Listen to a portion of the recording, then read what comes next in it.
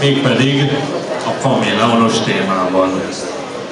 Mindnyájan, először bemutatkoznék, Orosz Oszkárnak hívnak, aki még nem ismerne, sokan ismernek itt a teremben, ezért nekik nem mondom el, hogy kameleonokkal foglalkoztam 6 évig. Manapság inkább állatboltok környékén lehet feltalálni engem, ezért is gondoltam, hogy egy kicsit más jellegű témát ragadunk meg. Az állatboltban felmerülő kérdésekről szeretném kifejteni a véleményemet a kameleonokkal kapcsolatban, hiszen ez egy olyan speciális csoport, ami egyrészt más igényekkel rendelkezik, mint a többi állat, másrészt minden alkalommal, bőrzéken, boltokban felmerülnek ugyanazok a kérdések, és hát ha itt a nézőközönség választ kap ezekre a kérdésekre, és akkor nem kell mindig ugyanazt feltenni.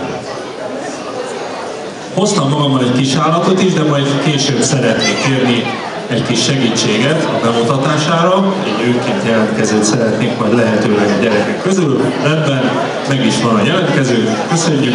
Akkor neki kezdeni.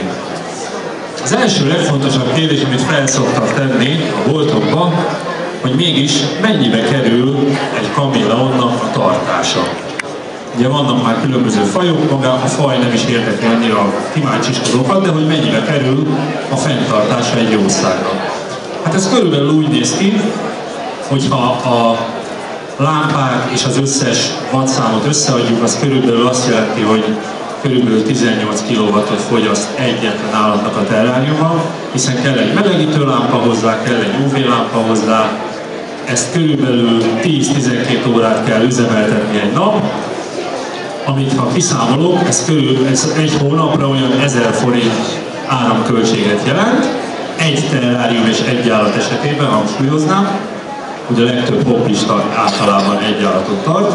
Ehhez, ha hozzászámoljuk a rovarköltséget, amit megesznek, elfogyasztanak, az körülbelül, hát attól függ, hol vásároljuk, az olyan 3-4 ezer forintra rúg. Tehát rögtön összeadhatjuk, hogy egy állatnak a tartása az körülbelül havonta 5000 forintba kerülhet.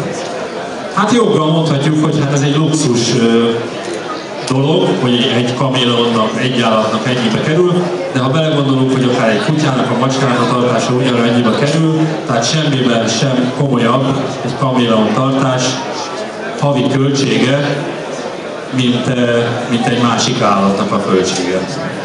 A következő legjellemzőbb kérdés, ami felmerül az ilyen állatoknál, hogy hány darab tücsköt adjak neki naponta, vagy egyáltalán hány darab tücsköt adjak neki. Itt nincs konkrét szabály, tehát én kertész vagyok egyébként, és tanulmányaim során belénk verték, hogy az nem szabad azt mondani egy növényre, hogy ez így csókolom, tessék hetente 2-szer megöntözni. Tehát ez egy marhaság. Az állat és növény igényét azt lehet látni, milyen hőmérsékleten van tartva, mekkora méretű állat, stb. Tehát nincs rá, ezzel azt akarom hangsúlyozni, nincs rá olyan szabály, hogy ennek az állatnak én naponta 3,5 darab tücsköt adjak. Jól meg lehet látni, hogy amilyen melegebbe tartott jószág, éhesebb lesz, többet eszik, az megeszik akár 10-15 tücsköt. De az is előfordulhat, hogy az én általam felkínált 10-15 tücsökből aznap ő csak 4-et fog megenni. Nem kell megijedni, a maradékot el kell tőle venni, hogy ne is lásson aznap már rovar, és a következő nap vagy 2 nap múlva újra étvágya lesz, és akkor ezeket elfogyasztja. Hát az a lényeg, hogy, és a táplálásokra ugye nagyon fontos még, ugye én csak a tücsök szót ejtettem ki a számon, de itt a kameleonoknál jellemző, hogy ugye a rovarokkal táplálkoznak, tehát minél változatosabban felkínálni. Nagyon sokszor találkozom azzal, hogy hát az én kameleonom nem eszik más, csak a gyászbogállárvát, hát ilyen nincs. Tehát ez sajnos az emberi tulajdonságokkal felruházott állatokra jellemző, hogy ugye azt gondoljuk róla, hogy ő ezt szereti a legjobban, mert mondjuk esetleg ezt kapta legtöbbször, de nem is próbálkozunk más rovarokkal, nem is nem is tudunk beszerezni esetleg más lovat, hát ez nagy hiba szokott lenni, mert ez hiánybetegségekhez vezethet, az állatnak a kedvtelenségéhez vezethet, tehát próbáljuk minél változatosabban a palettán fellehető legtöbb rovarral felkínálni. Legyen az tücsök, gyászbogállárva, viaszmolylárva, rózsabogállárva, lisztkukac, és mindenféle, ami kapható. Aztán nagyon érdekes kérdés szokott még felmerülni a boltokba, a tücsöknek is adjak enni? Hát miért? Ugye ugyanolyan a táplálékállat is állat.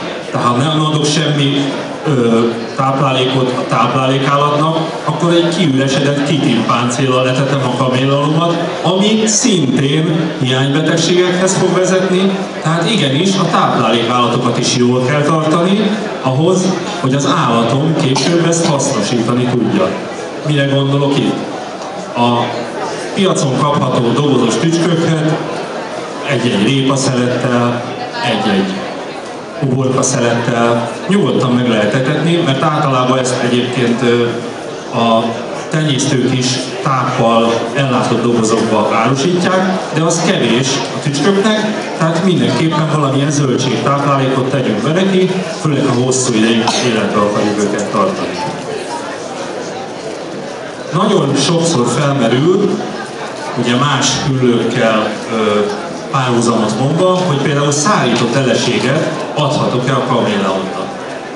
Hát lehet próbálkozni, de mivel ez a szem alapján tájékozódó, a szem kontaktus alapján vadászó állatról beszélünk, valószínű egy nyúltápot nem fog tápláléknak tekinteni, vagy egy megszáradt tücsköt, ami nem mozog, nem fog tápláléknak tekinteni, tehát felesleges próbálkozni vele. Van mondjuk 101-ből egy példány, ami felismeri a rovar sziluettjét, és esetleg rálő a döglött vagy szárított eleségre, de ez felesleges próbálkozás. Tehát kizárólag élő rovarokkal, mozgó és élő rovarokkal, vagy ezek lárváival táplálható az állat.